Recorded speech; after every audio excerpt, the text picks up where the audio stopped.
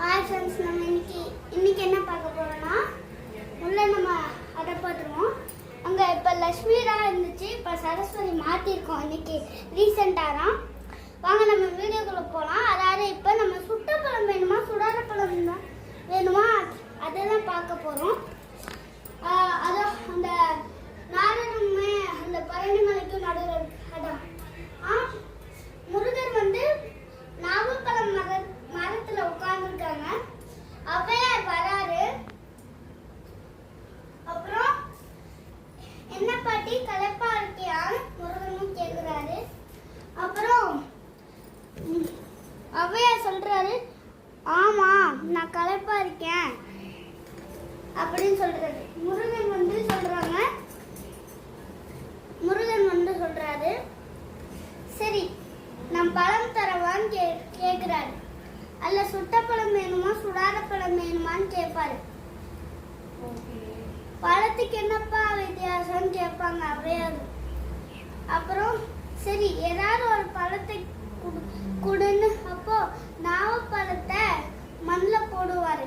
அப்புறம் அதை எடுத்து உப்புன்னு ஔவையார் ஊறிட்டு சாப்பிடுவாங்க. சூடா இருக்கும், நாவப்பழம் சூடா இருக்கும். அப்புறம் இது ஔவையாருக்கு வந்து முருகர் இருக்கிறது சந்தேகம் வந்துருச்சு. இவர் யாரு, நம்மளை ஏதோ சோதிக்கிறாருன்னு இது சந்தேகம் வந்துருச்சு. அப்புறம் முருகர் உண்மையான ரூபத்துக்கு வந்தார். இதான் கதை.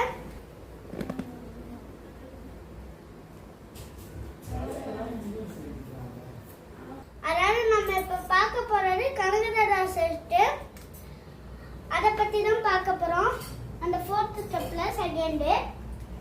அதாவது ஆதிசங்கரர் ஒரு ஏழை பெண்மணி கிட்ட பிச்சை கேக்குறாங்க. அப்புறம் அந்த ஏழை பெண்மணி கிட்ட ஒண்ணுமே இல்லை, வெறும் ஒன்னே நெல்லிக்காய் கனி தான் இருக்கு. அதை தான் கொடுக்குறாங்க. அப்புறம் ஆதிசங்கருக்கு மனசு கஷ்டமாயிருது. அப்புறம் மகாலட்சுமியை நினைச்சிட்டு அந்த ஏழை பெண்மணிக்காக கனகதாரா பாட்டு மகாலட்சுமியை நினைச்சிட்டு பாடுறாரு. அப்புறம் மகாலட்சுமி அதை கேட்டுட்டு நிறைய தங்க காசை கூரைய பிச்சுட்டு கொடுக்குறாங்க. அப்புறம் ஏழை பெண்மணி ரொம்ப சந்தோஷப்படுவாங்க. இதான் இந்த செட்டு. நீங்களும் இந்த செவ்வாய் வெள்ளி கனகதாரா பாட்டை பாடினீங்கன்னா உங்களுக்கும் இந்த சூப்பரா அந்த காயின் கிடைக்கும். எல்லாரும் மகாலட்சுமியை கும்பிட்டு பாடுங்க. இந்த வீடியோ பிடிச்சிருந்தா லைக் பண்ணுங்க, ஷேர் பண்ணுங்க, கூட கமெண்ட் பண்ணுங்க.